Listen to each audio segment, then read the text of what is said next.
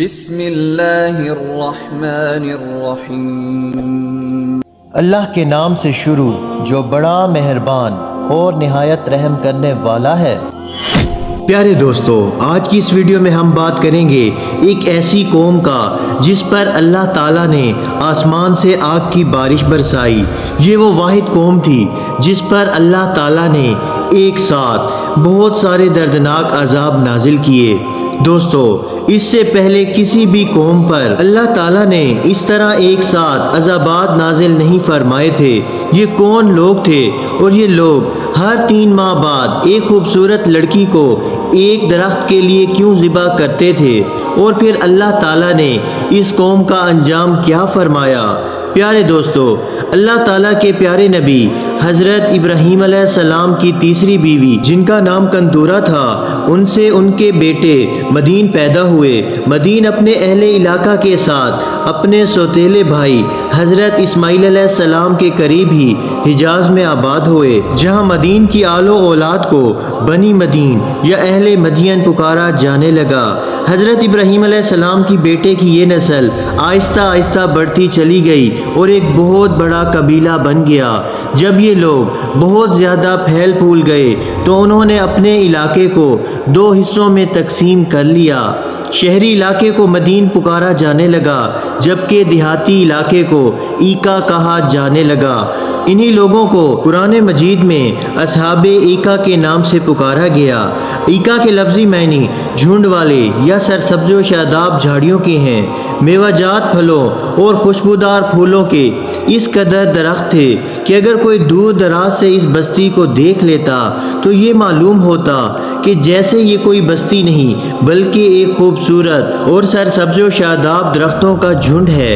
اسی وجہ سے قرآن پاک میں اللہ تعالیٰ نے ان کے لیے ایکا کا لفظ استعمال کیا ہے، جبکہ امام ابن کثیر نے لکھا ہے کہ یہاں ایکا نام کا ایک درخت تھا جس کی اہل مدین پوجا کیا کرتے تھے، جس کی وجہ سے ان کو اصحاب ایکا کہا جانے لگا۔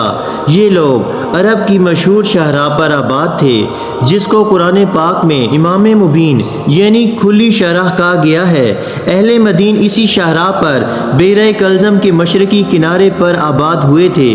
اہل مدین بے حد امیر لوگ تھے اور بے حد خوشحال بھی۔ یہاں پر لوگ دور دراز سے صرف اس بستی کو دیکھنے آتے اور یہاں کی پھل سبزیاں اور اناج وغیرہ لے کر جاتے، کیونکہ یہ قوم ایک بہت بڑی شاہراہ پر آباد تھی، اس لیے ہر طرف سے آنے والے تاجر اس بستی میں ضرور ٹھہرتے، جس کی وجہ سے اس بستی کے لوگ تجارتی کاروبار سے منسلک ہو کر بہت زیادہ خوشحال ہو گئے۔ جب یہ قوم بھی اللہ تعالیٰ کی دی ہوئی نعمتوں کی وجہ سے بہت زیادہ خوشحال ہو گئی تو یہ قوم بھی قوم عاد، قوم سمود اور قوم لوط کی طرح بتوں کی پوجا کرنے لگی۔ یہ وہ واحد قوم تھی جس نے سب سے پہلے دنیا کے اندر درختوں کی پوجا شروع کی۔ اس سے پہلے صرف بتوں کی پوجا کی جاتی تھی۔ اس قوم نے سب سے پہلے دنیا میں درختوں کی پوجا کرنے کی بنیاد رکھی۔ یہ لوگ روئے زمین میں ایک نئی عبادت کرتے تھے جس میں ایکا نامی درخت کے آگے ہر 3 ماہ بعد ایک خوبصورت لڑکی کو ذبح کیا جاتا تھا اور اس کے سارے اعضاء کو الگ الگ کاٹ کر الگ جگہوں پر تقسیم کر کے دفن کر دیا جاتا تھا۔ یہ لوگ اس درخت کو اپنا خدا مانتے تھے اور یہ عقیدہ رکھتے تھے کہ اگر ایکا نامی درخت کو لڑکی کی قربانی نہ دی گئی تو یہ ہمارے کاروبار ختم کر دے گا اور ہمارا سب کچھ تباہ و برباد ہو جائے گا۔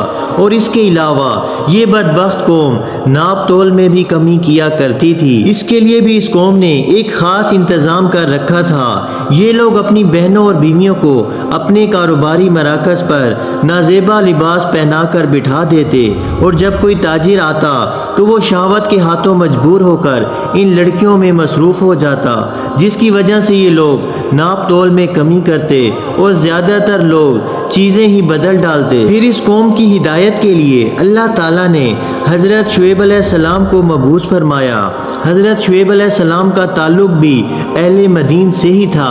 اور پیارے دوستو، قرآن مجید میں 11 جگہ حضرت شعیب علیہ السلام کا ذکر ملتا ہے۔ نبوت سے پہلے بھی حضرت شعیب علیہ السلام اپنی قوم میں ایمانداری اور نیک نیتی پر مشہور تھے۔ نبوت ملتے ہی حضرت شعیب علیہ السلام نے اپنی قوم کو تبلیغ کرنا شروع کر دیا، اور حضرت شعیب علیہ السلام کو رسول اللہ صلی اللہ علیہ وآلہ وسلم نے خطیب الانبیاء کا لقب دیا، جس کی وجہ یہ تھی کہ جب حضرت شعیب علیہ السلام تبلیغ کرتے تو لوگوں پر جیسے جادو ہو جاتا، اور لوگ کام کاج چھوڑ کر ان کی باتوں کو سنا کرتے تھے۔ لیکن اس کے باوجود بھی چند غریب لوگوں کے علاوہ کوئی بھی حضرت شعیب علیہ السلام پر ایمان نہ لایا، بلکہ آپ کو جادوگر کہہ کر پکارا جانے لگا، اور سب لوگوں نے آپ کو جھٹلایا۔ جس طرح اللہ تعالیٰ نے قرآن مجید میں ارشاد فرمایا ہے، اور مدین کی طرف ان کے ہم قوم شعیب علیہ السلام کو بھیجا۔ انہوں نے کہا، اے میری قوم، اللہ پاک کی عبادت کرو، اور اللہ تعالیٰ کے علاوہ تمہارا کوئی معبود نہیں، اور ناپ تول میں کمی نہ کرو۔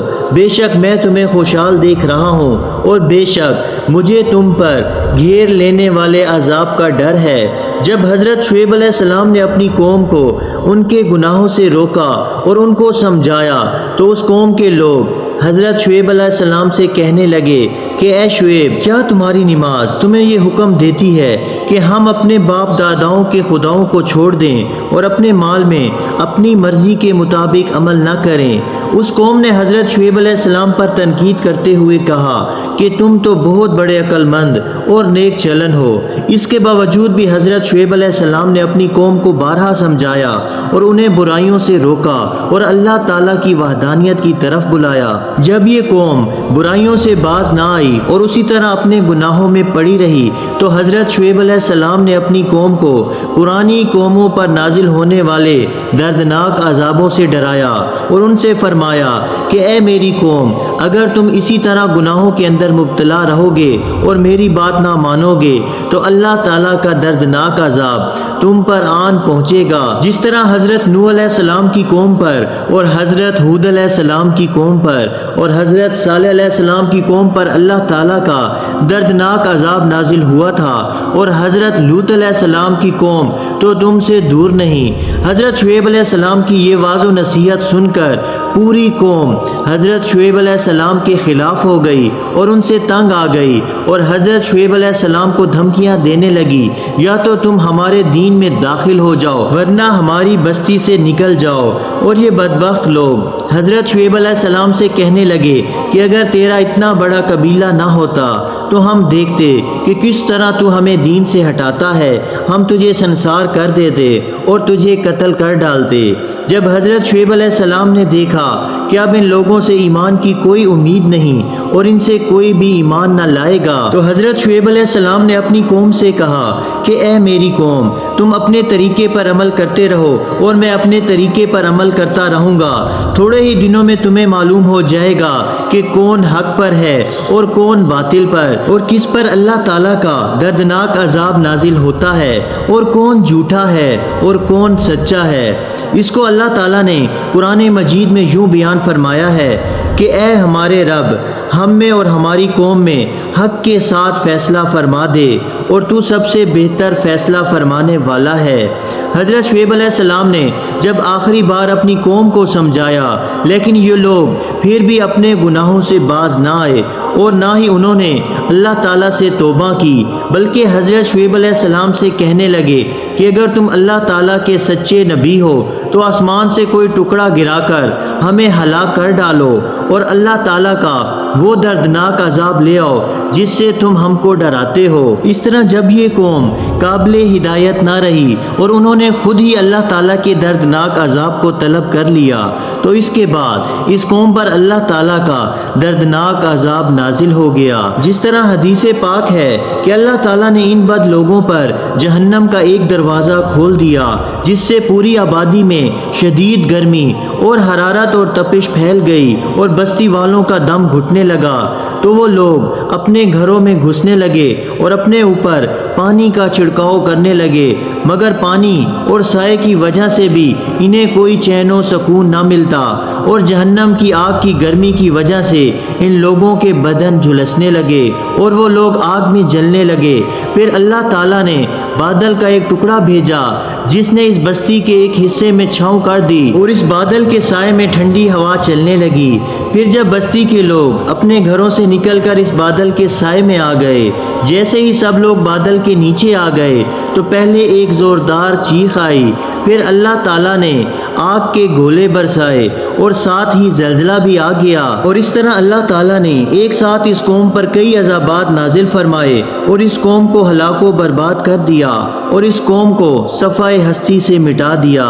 لیکن حضرت شعیب علیہ السلام اور جو لوگ حضرت شعیب علیہ السلام پر ایمان لائے تھے، اللہ تعالیٰ نے ان کو اس عذابات سے محفوظ رکھا۔ اللہ تعالیٰ سے دعا ہے کہ اللہ تعالیٰ ہمیں نیک اعمال کرنے کی توفیق عطا فرمائے اور برے اعمال سے بچائے۔ اسی طرح کی مزید معلوماتی اور اسلامی ویڈیو دیکھنے کے لیے ہمارے اس اسلامی چینل کو سبسکرائب ضرور کریں۔ جزاک اللہ۔